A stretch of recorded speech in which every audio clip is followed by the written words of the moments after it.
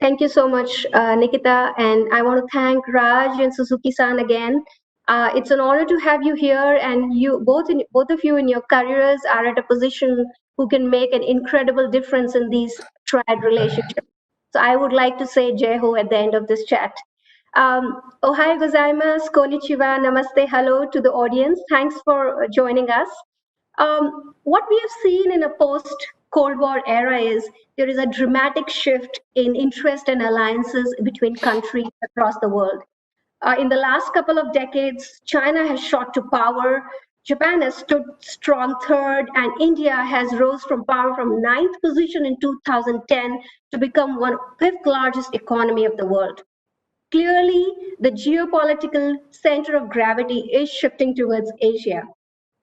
We have seen in the past that there have been conversations around Japan, America, and India coming together for over a decade. U.S. investments in India have grown from 20 billion about 2 decades ago to 140 billion bilateral trade. In case of Japan, in the last few years, the number of companies has grown from 500 something to 1500 something. That is incredible interest in bilateral relationships. However, the trilateral relationships, Japan, America, and India, is taking a completely new meaning in the current scenario. And I would like to ask, I'll start with Suzuki-san. What do you think is driving the new meaning for this relationship between these three countries? Thank you, Amita-san. Ohayou gozaimasu. And I recently think the era of with COVID and post-COVID must be the new phase of China plus one, finding or hunting for Japanese business.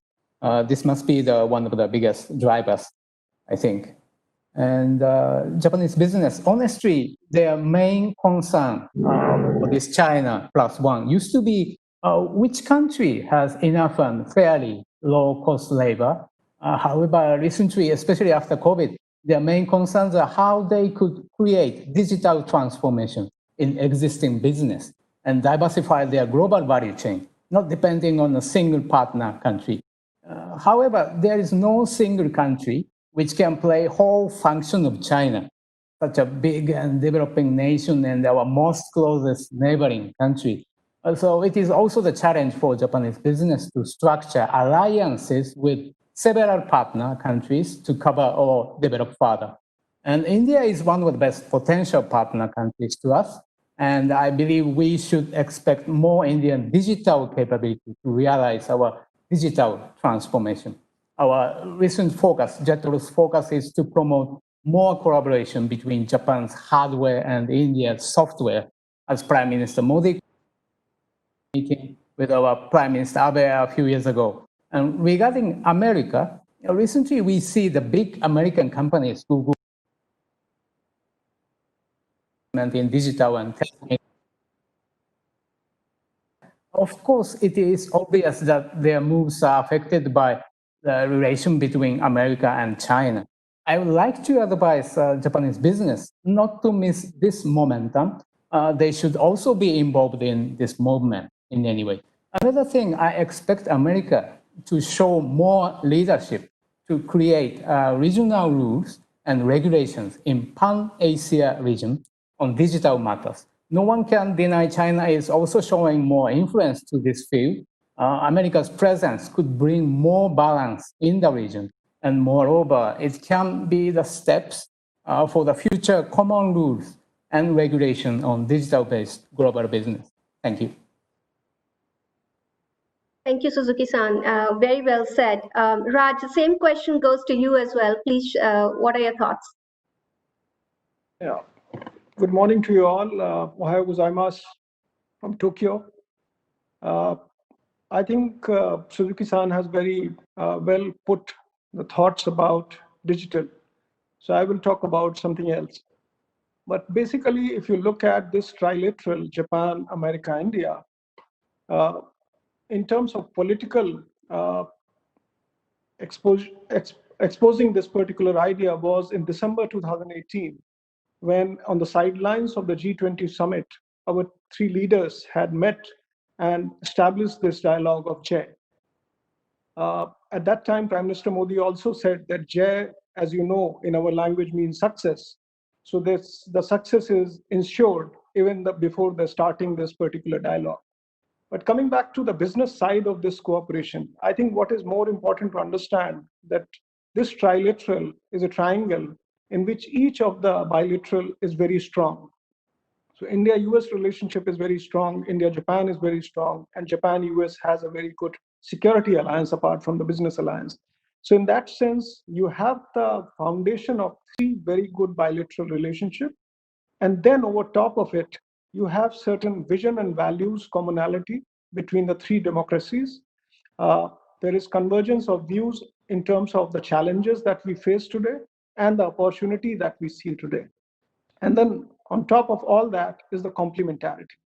I think if you look at what India brings to the table in terms of growth, in terms of demography, what Japan brings to the table in terms of capital, technology, and its maritime nation, and US in terms of innovation and also the global leadership role. I think there is a complete complementarities among these three democracies. So with that kind of foundation, it's only a question about looking at the different pillars of business relationship where the three countries or three business groups bring value addition to each other. And in the course of the further discussion, I will talk about the specific sectors apart from the digital that Mr. Suzuki has talked about.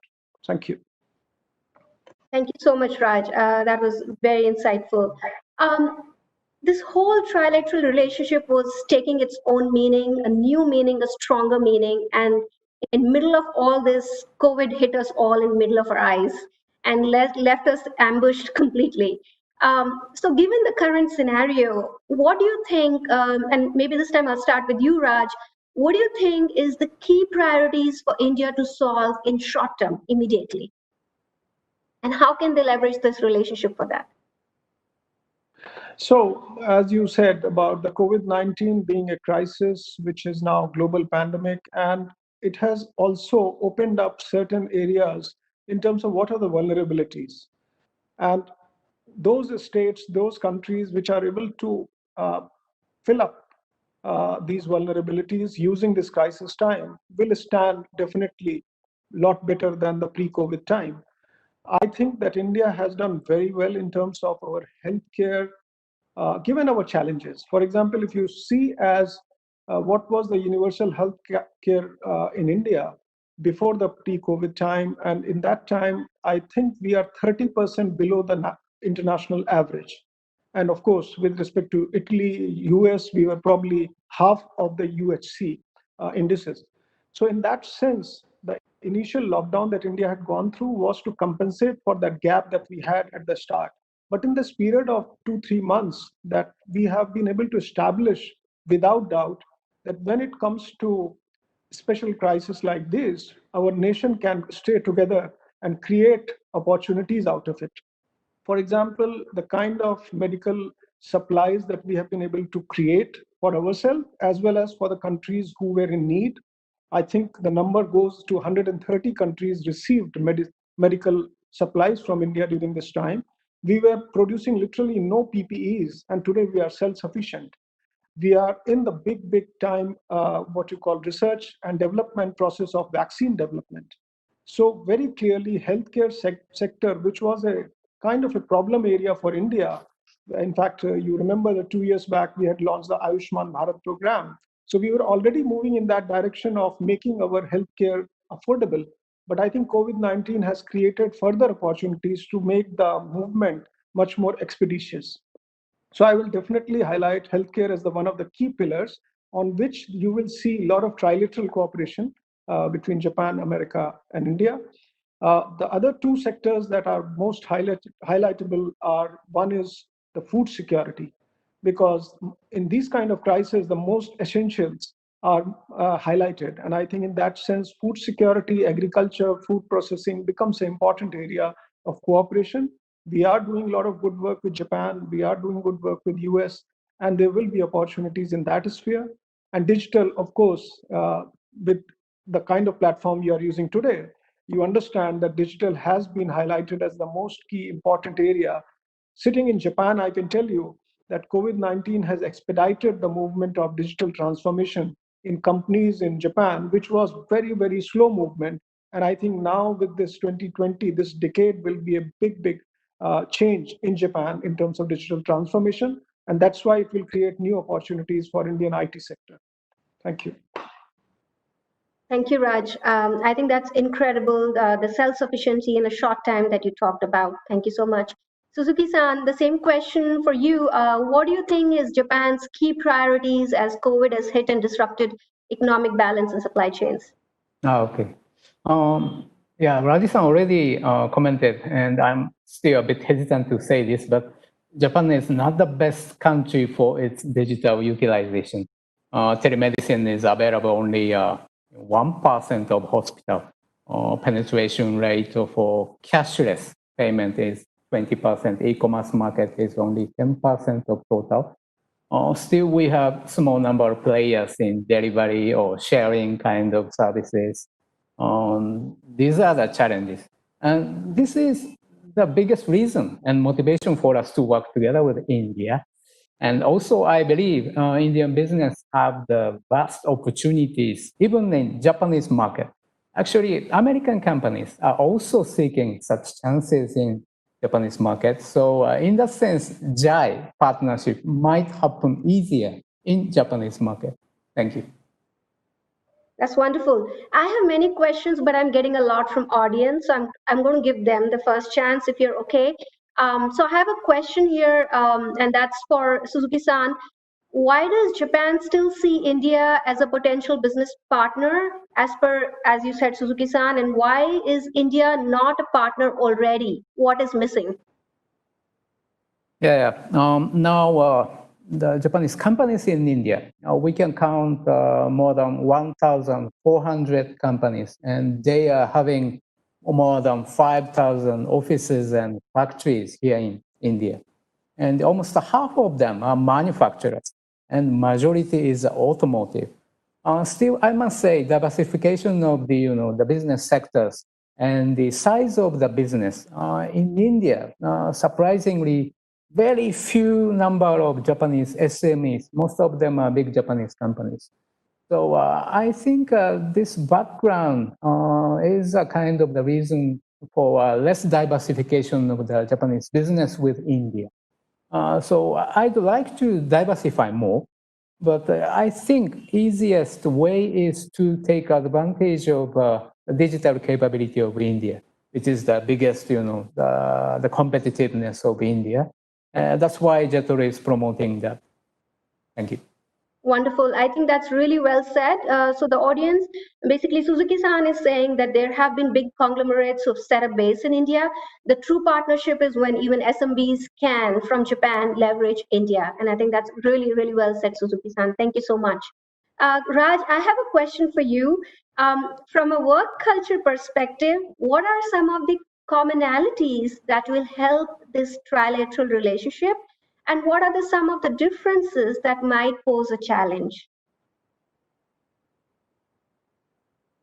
So the commonality, I would say, comes from the fact that both Japan and India have a background which is of, I would say, of enjoying the process more than the outcomes.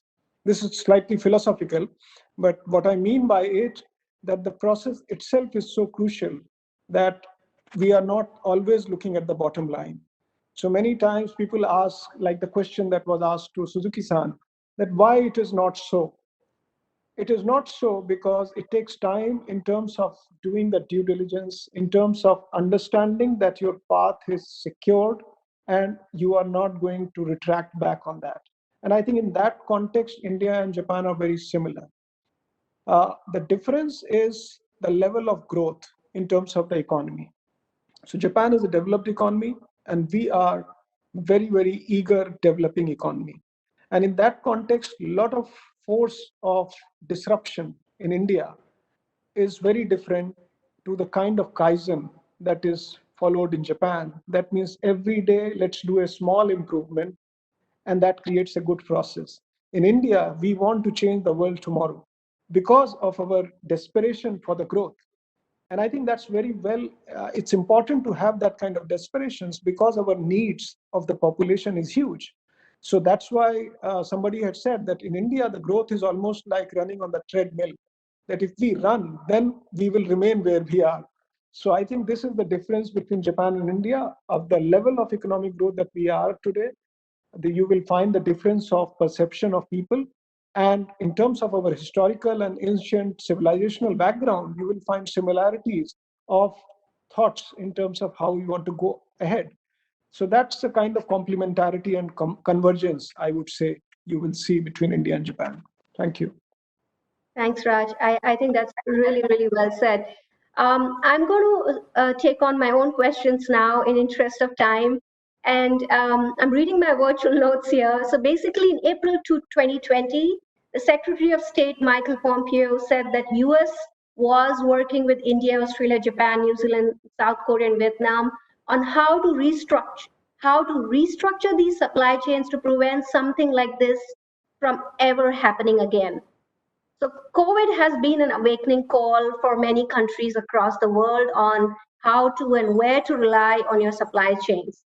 My question to you is, if you were to rank in order of 1 to 3 as key drivers that are leading to a better bonding of these three countries, I'm going to give you 3 options. You can rank them from 1 to 3 as you feel in your opinion. So the first driver is the US-China trade wars. The second is having a China plus one strategy. Like I said, excessive reliance for manufacturing, raw material, and supply chain has shaken all of us. And the third is that Triad is being wary of China's growing power in Asia Pacific, or as they call these days, Indo-Pacific, and the growing democratic erosion inside China as perceived by the rest of the world.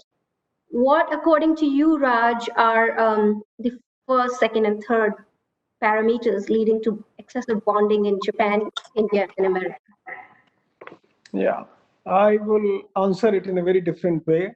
I would not rank them in 1, 2, and 3. I would rank all of them number 4 because I have 1, 2, 3 steps elsewhere, and that 1, 2, 3 is about what I've already talked about. It is about the positive relationship that we have in the three countries, the positive scenario that we create by going business together, by doing things together, not only among our three countries, but also these three countries working together elsewhere for enhancing peace, prosperity, and stability. I think those are the drivers. The drivers, other things are actually helping the other drivers to move faster. If you, for example, look at the stock market indices of Dow Jones, BSE index, and Nikkei for last 10 years, you'll be surprised at how mirror image they are in terms of the growth process. So it is happening in terms of business has realized that we are very similar in terms of how do we respond to external stimuli. So that's why I would not rate them as 1, 2, 3. I would rate them all at number 4. There are other 3 things which we 3 of us can do together. Thank you. Wonderful. That's a true diplomat, Raj. And I love your answer for the positivity it brings in the conversation. Thank you so much. Suzuki-san, the same question goes to you as well. Please share your thoughts. Okay, yeah, after Raji-san's very nice answer, I hesitate, but I mostly commented about B, China plus one. So I think this is a big driver and we should challenge for this.